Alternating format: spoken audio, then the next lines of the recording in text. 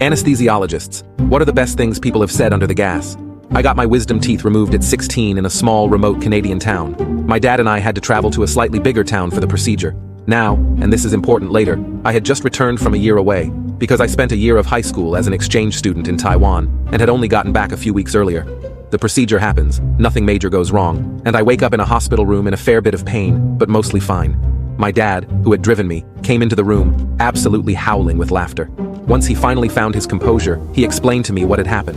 The anesthesiologist and a nurse came out into the waiting room after I was put under and apparently were white as ghosts. My dad asked if anything was wrong, and eventually, the anesthesiologist explained to my dad that after he administered the anesthesia, I began speaking to him in fluent Mandarin, and that he thought maybe he needed to call someone to ask how it was possible that this redneck white teenager could suddenly gain the ability to speak Chinese under anesthesia.